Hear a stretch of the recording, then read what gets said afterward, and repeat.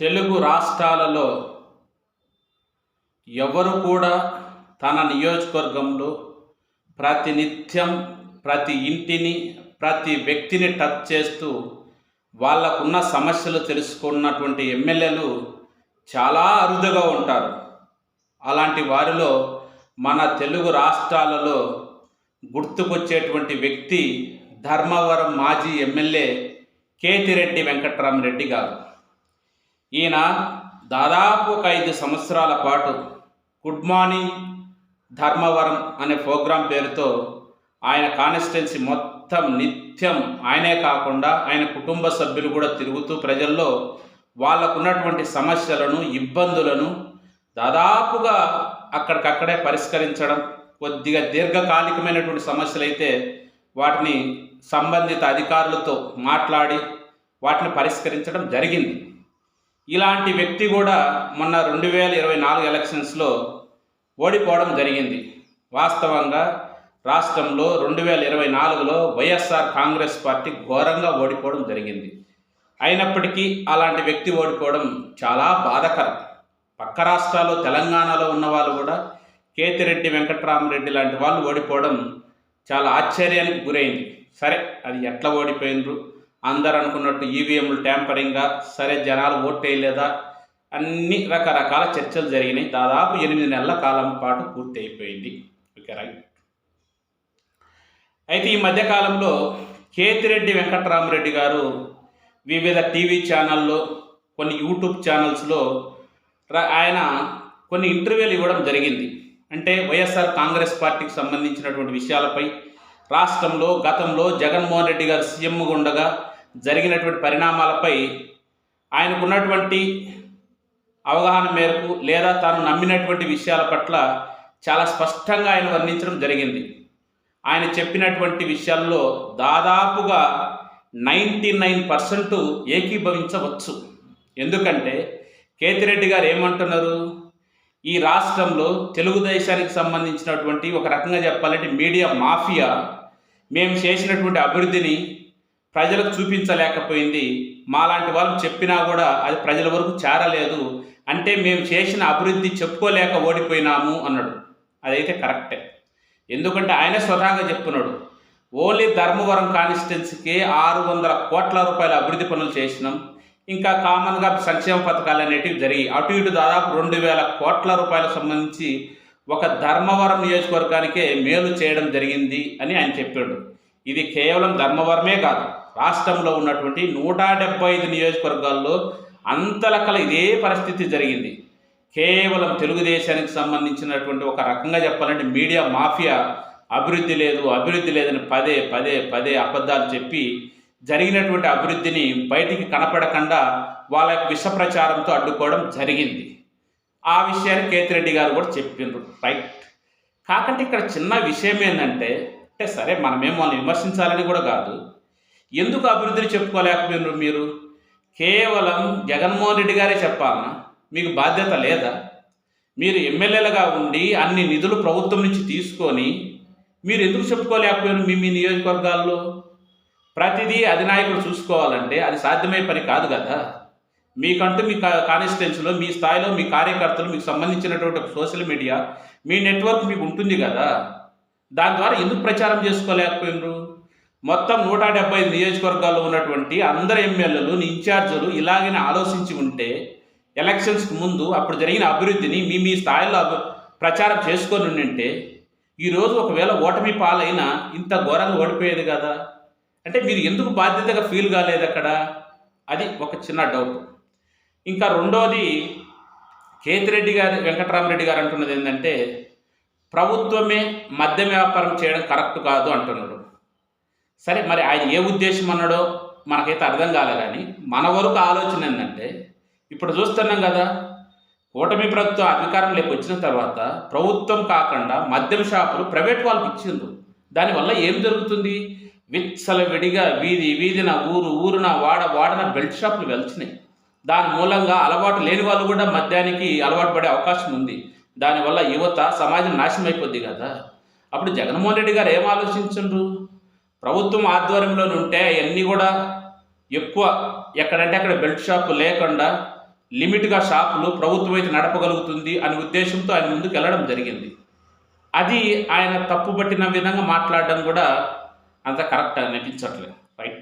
ఇంకా థర్డ్ విషయం ఏంటంటే సినిమా టికెట్ల రేట్ల గురించి జగన్కి ఎందుకు అని ఆయన ఒక సందర్భంలో ప్రస్తావించడం జరిగింది. వాస్తవంగా ఈ వినోదానికి సంబంధించి ఈ సినిమా టికెట్లు ఇవన్నీ ప్రభుత్వమే మానిటరింగ్ చేయాలి కదా. అదే జగన్మోహన్ రెడ్డి గారు చేసిండ్రు. జగన్మోహన్ రెడ్డి గారు ఏం చేసిండ్రు? వాళ్ళకేం అన్యాయం చేయలేదే. వాళ్ళందరినీ ఆహ్వానించి వాళ్ళ యొక్క దాన్ని బట్టే టికెట్ల రేట్లు నిర్ణయించి పేదలందరికీ అందుబాటులో ఉన్న ఉద్దేశంతో ఆ రోజు ఆయన ఒక నిర్ణయం తీసుకోవడం జరిగింది. దాన్ని అందరూ కూడా అభినందించారు. సరే, రకరకాల వ్యక్తిగత విషయాలతో మళ్ళీ వాళ్ళందరూ డిబేట్ అయింది అనుకోండి, అది వేరే విషయం పక్కన పెడతాం. ఆ రోజు ఆయన తీసుకున్న నిర్ణయం కరెక్టే కదా. ఈ మధ్యకాలం మనం చూసినాం కదా, పుష్పకు సంబంధించినటువంటి టికెట్లు వేలల్లో పెట్టి ఎన్ని విమర్శలు వచ్చినాయి. చివరికి కోర్టు కూడా వాళ్ళను మొట్టికాయలు వేయడం జరిగింది. ఆ సినిమా వాళ్ళకి సంబంధించిన కానీ థియేటర్లకు సంబంధించి కానీ ఒక రకంగా చెప్పడం ప్రభుత్వాన్ని కూడా హెచ్చరించడం జరిగింది. మీరు ఏం చేస్తున్నారు ఇంత టికెట్ రేట్లు అంటే జగన్మోహన్ రెడ్డి గారు తీసుకున్న నిర్ణయం అది తప్పుగా మాకైతే అనిపించట్లేదు.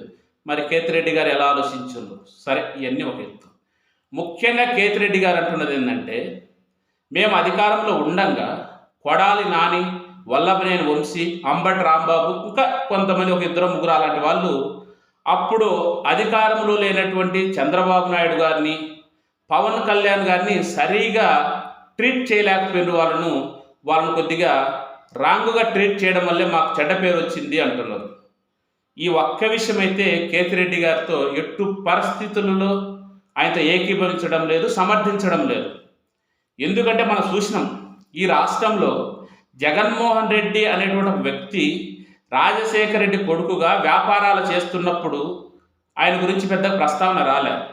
ఎప్పుడైతే రాజకీయాల్లోకి వస్తాడు అనేటువంటి ఆలోచన వచ్చిందో అప్పటి నుంచి ఆ పరిటాల రవికి సంబంధించిన హత్యను అంటగట్టడం, ఆ తర్వాత ఆయన యొక్క వ్యాపారాల గురించి రకరకాల కథనాలు రాయడం, రాజశేఖర రెడ్డి గారు మరణించినప్పుడు ఆయనకు సంబంధం లేకుండా ఆయన మీద అభిమానంతో ఎవరో సంతకాల సేకరణ చేస్తే అది జగన్మోహన్ రెడ్డి గారే తండ్రి యొక్క శవాన్ని పక్కన పెట్టుకొని ఇలాంటి పని చేసినాడని విష ప్రచారం చేయడం, తర్వాత ఆయన సొంత పార్టీ పెట్టిన తర్వాత రకరకాల నిందలు ఆరోపణ చేయడమే కాదు, ఒకడంటాడు ఆర్థిక ఉగ్రవాది అంట, రాయలసీమ రౌడీ అంట. ఇవన్నీ మీకు ఎందుకు ఇబ్బందిగా అనిపించలేదు కేతిరెడ్డి వెంకటరామరెడ్డి గారు? ఆర్థిక ఉగ్రవాది అనేటువంటి పదం కానీ, రాయలసీమ రౌడీ అనేటువంటి పదం కానీ ఇవన్నీ మీకు ఎందుకు ఇబ్బంది అనిపించట్లేదు?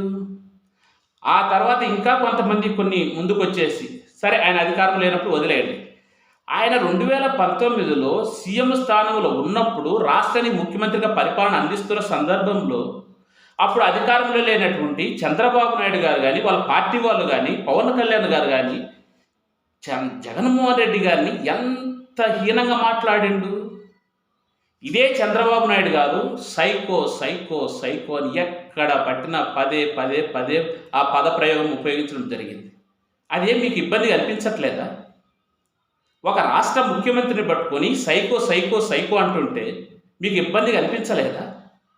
అటుపక్క పవన్ కళ్యాణ్, వైసీపీ కొడకల్లారా మిమ్మల్ని చెప్పులతో కొడతా, నా కొడకల్లారా ఒక్కొక్కరి మెడ బీసికి చంపేస్తా, ఎత్తేచ్చా, పైన ఏచ్చా, కింద పడేచ్చా, ఎవర్రా నువ్వు జగన్?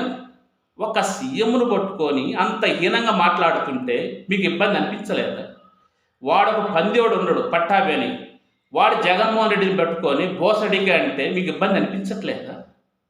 అదేవిధంగా వ్యక్తిగతంగా జగన్మోహన్ రెడ్డి కుటుంబ సభ్యులను, భారతీ మేడంను కానీ వాళ్ళ పిల్లలను కానీ ఎంత వ్యక్తిగతంగా విచక్షణ మరిచి రకరకాల కామెంట్లు చేయడమే కాకుండా వాళ్ళు చేసినటువంటి సోషల్ మీడియా ప్రచారం మీకు ఇబ్బంది అనిపించట్లేదు? ఆ తర్వాత జరిగినటువంటి అమరావతి ఉద్యమంలో భాగంగా అక్కడ ఏదో సరే వాళ్ళ ఇబ్బందులు వాళ్ళు ఉండొచ్చు, మాట్లాడుకోవచ్చు, ప్రభుత్వం విమర్శించవచ్చు, కానీ పెద్దోళ్ళే అక్కడ చిన్న పిల్లాడి చేత ఏం మాట్లాడిచ్చిండ్రు?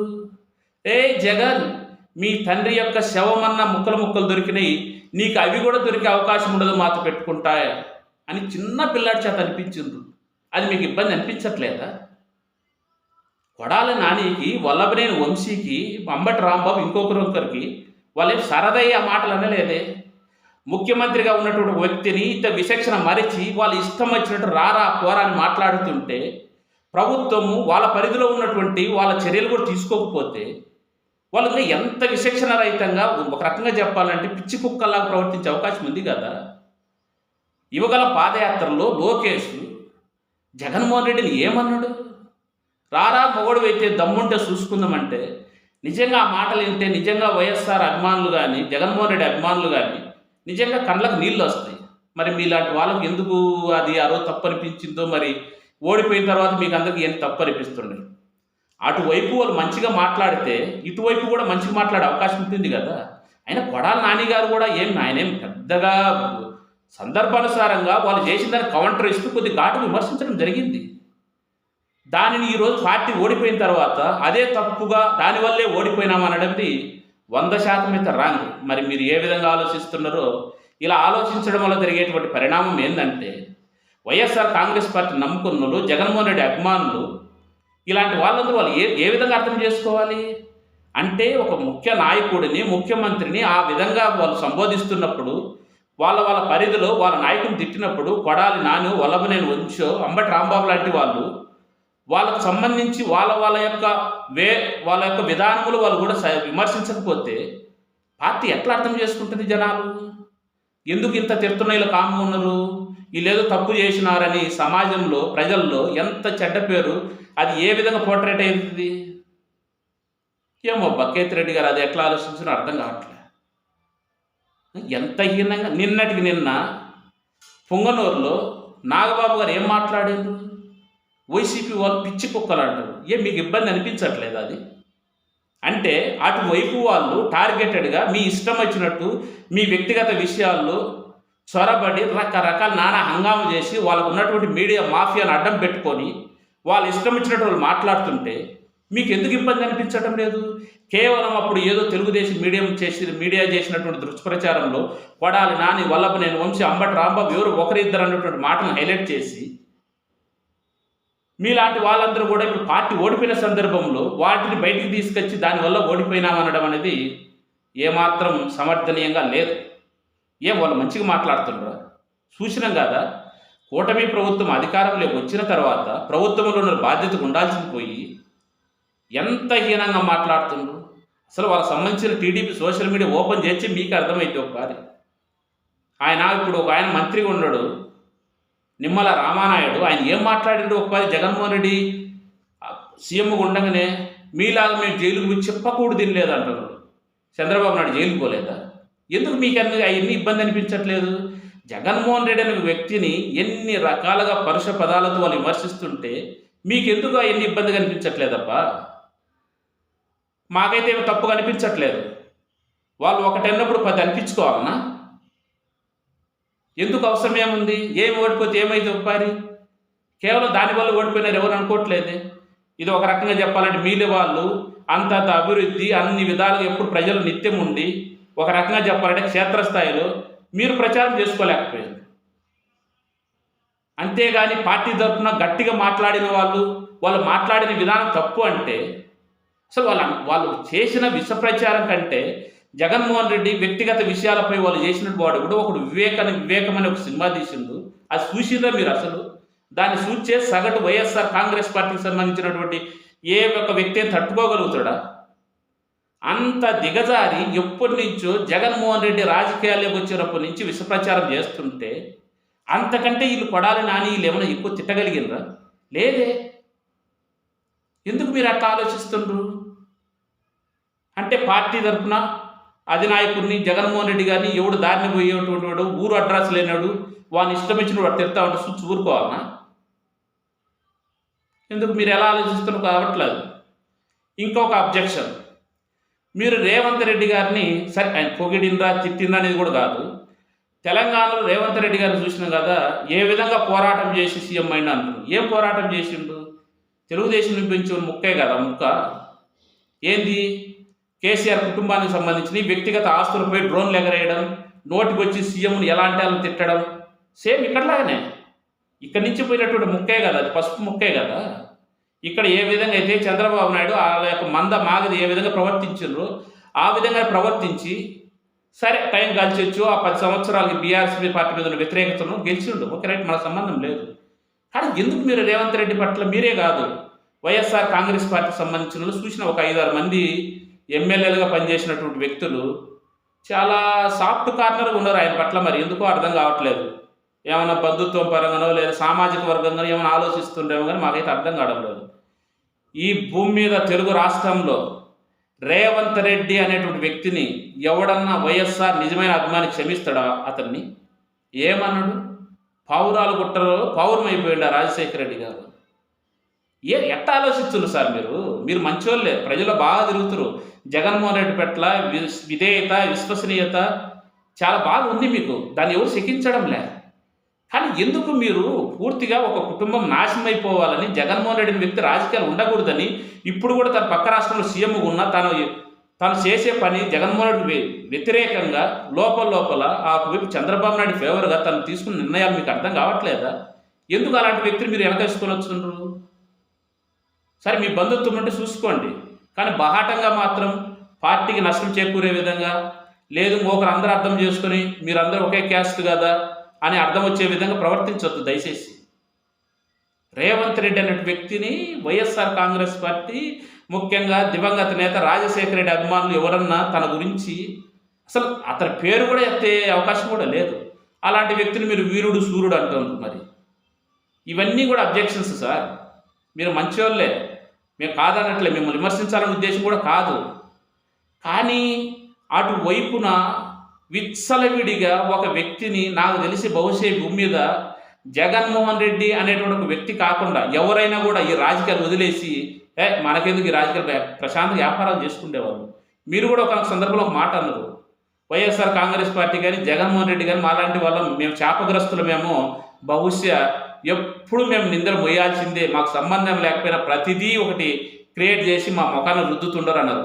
అదైతే నిజమే. అదే సార్ మా బాధ కూడా.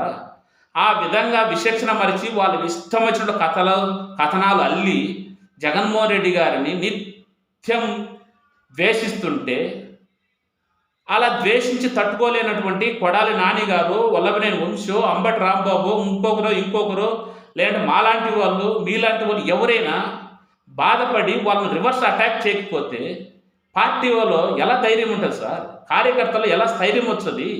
అంటే వాళ్ళు ఒకటి తిట్టించుకోవాలన్నా? ఏమవుతుంది అధికారం? ఏమవుతుంది ఓడిపోతే ఒక్కసారి? అధికారం ఉంటేనే మాట్లాడతారా? ఏమైంది సార్? సాధారణ కార్యకర్తల అభిమానులకు అధికారం ఉన్నంత మాత్రాన అభిమానించడం, అభిమానం లేకపోతే అధికారం లేకపోతే దూరం పోయే అవకాశం ఉండదు. ఏదైనా మీలాంటి ఎమ్మెల్యేలో పనిచేసిన వాళ్ళు మీ వ్యక్తిగత అవసరాల కోసము, లేదా మీరు ఒక రకంగా ఆలోచిస్తే మీలాంటి వాళ్ళకి అవసరమేమో ఎప్పుడు ఎల్లకాలం అధికారం ఏంది యాలుంటుంది, రేపు పోద్ది. ఎంత విష ప్రచారం, దాన్ని ఎందుకు అడ్డుకోలేకపోయినా మీరందరూ? ఇదే బాధ, అంతే తప్ప మిమ్మల్ని వ్యక్తిగత తిట్టాలనో లేదా మిమ్మల్ని వ్యక్తిగత చూపించాలనేది మా ఒక ఉద్దేశం కాదు. మీరు కూడా వైఎస్ఆర్ కాంగ్రెస్ పార్టీకి ఉన్నటువంటి కోట్లాది మంది సేవకులు లేదా ఒక రకంగా చెప్పిన సైన్యంలో మీరు కూడా భాగం, మేము కాదనట్లేదు. కానీ దయచేసి కొంచెం మాట్లాడేటప్పుడు మన నిర్ణయాలు కరెక్టా కాదా, మనం తీసుకున్న నిర్ణయాలు ఓడిపోయినంత మాత్రాన ఎందుకు తప్పు అవుతాయి అనేది ఆలోచించుకొని మాట్లాడితే మంచిదన్నదే మా యొక్క అభిప్రాయం. అంతే తప్పక వేరే ఉద్దేశం అనేది లేదు.